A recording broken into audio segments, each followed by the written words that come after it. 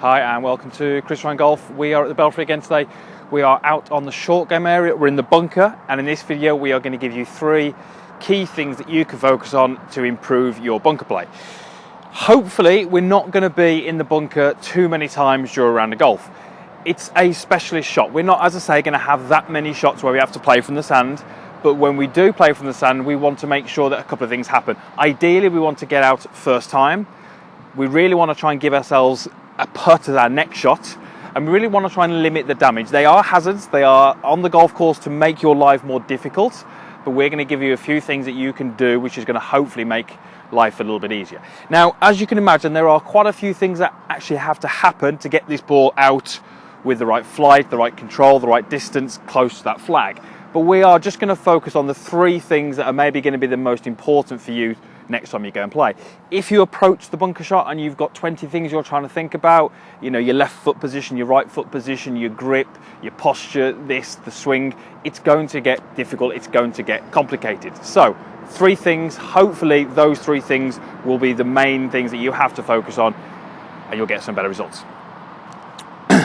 First one, point number 1 is we need to rotate the golf club open and expose the bounce. So the bounce of the golf club is the sort of sole of the club or the trailing edge. We want to use that, and we want that to interact with the sand as opposed to the front edge or the leading edge. If the leading edge hits the sand, then what we're going to find is we don't get the right kind of, interaction with the sand. The golf club will often dig, will get a little bit too steep, will often get too much sand, and that results in normally the ball not going the right distance. And often the follow through then isn't complete. We want to use the back edge of the golf club.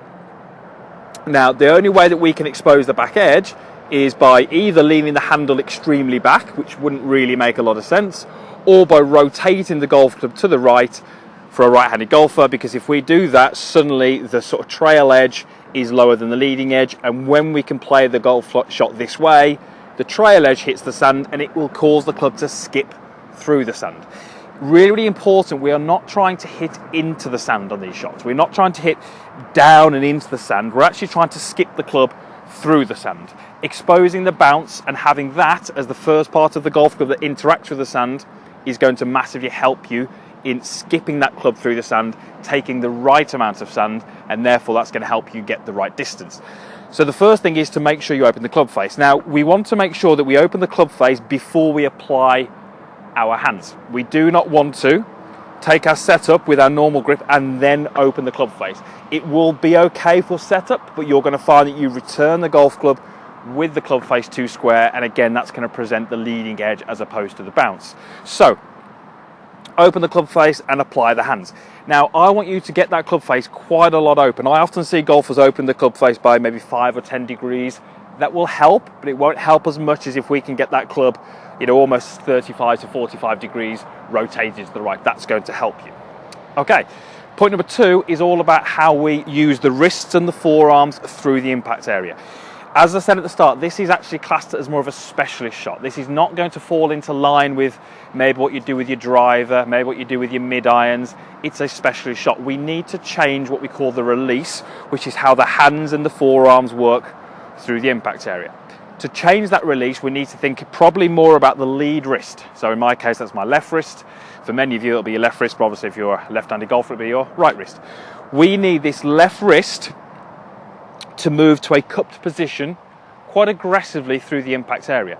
If I just place my left hand on, that would look something like this. Okay, so you can see how I'm moving my lead wrist from its sort of natural position at setup, if you like, through into a more cupped position here. If we do that through the golf swing, that will see the club head overtake the hands quite quickly, which is what we want. We want the golf club overtaking at quite a high rate. The reason we want to do it with these wrists is because that will keep the loft on the golf club, and again, it will keep the bounce interacting with the with the sand. So we want to feel that we make our backswing. In your backswing, you should create some wrist set. I don't want you to think too much about that. On the way through, however, I want you to feel as if when the grip of the club reaches the golf ball in terms of in line with it, I want you to feel that the lead arm slows down and the lead wrist goes into this more cupped, or as we call it, extended position.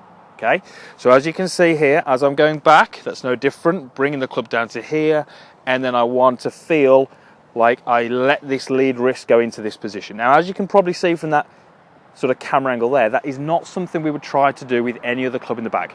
We wouldn't do it with our 7-iron from the fairway. We certainly wouldn't do it with our driver. The only other shot this might be similar to would be maybe a short game shot where we're trying to create quite a lot of elevation. That's why we're going to do this, okay? So, that's our second point. Trying to change the release, keeping the loft on the club and accelerating the club past the hands, okay? Point number 3 is all based around trying to get the entry point correct. If we can get the entry point correct, that's going to be a massive advantage to you. Often when golfers struggle from the bunkers, they're leaving it in the bunker or they're hitting it too far, they're taking too much sand or not enough sand. So we want to control the entry point with our setup. I want you to feel at setup, you have got your body left. Okay, so I feel like I've got my weight on my lead leg and I want my sternum only just inside my front heel, and I want the ball about in that position as well. I want my ball pretty much under my sternum and I want that weight on that lead side. Okay, so you can see my starting position there, and I want to feel like I maintain that as I swing. I don't want any weight shift onto my right side. I want to feel that when I've made my backswing, I'm still feeling that there's more weight and more pressure through this lead side. At impact, I feel that there's some pressure through this lead side, and as I go through, that pressure is only going to increase as I move through. I do not want in that backswing, as I said, any of that weight or any of that pressure moving into that back leg, or I do not want any of that moving back as we make contact with the golf ball, okay? So setting the body weight a little bit more left. Notice how my knees and my hips are a little bit more forward. I've got my sternum in line with the golf ball, and I want to maintain those relationships as I swing. So there's 3 points there. One is about the club face, one is about the release, and one is about the setup. If we can do those 3 things, we should be able to get that ball out every time. Let me go ahead and hit one. I've got a flag here which is probably 12 yards away. So open the club face, take my grip, get my setup correct, and now all I have to do is worry about the release. Okay, and that's hit the flag. So that was a pretty good shot. So I did those 3 things. I didn't really have any other thoughts. It was just those 3 things. They were my main thoughts, and that's helped me get that ball out. Let me just hit another one so you can see from a slightly different angle.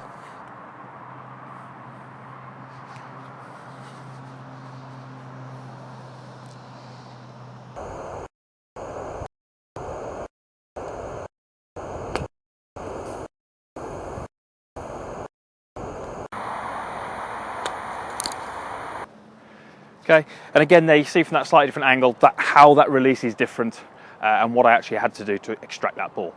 So hopefully that gives you a slightly clearer direction when you go in the bunker. That's the idea of these videos. It's just to give you 3 things so you're not bogged down with a long list of things that you're trying to do, because often you'll do some and forget others. So 3 things, focus on those, and hopefully that'll improve your bunker play.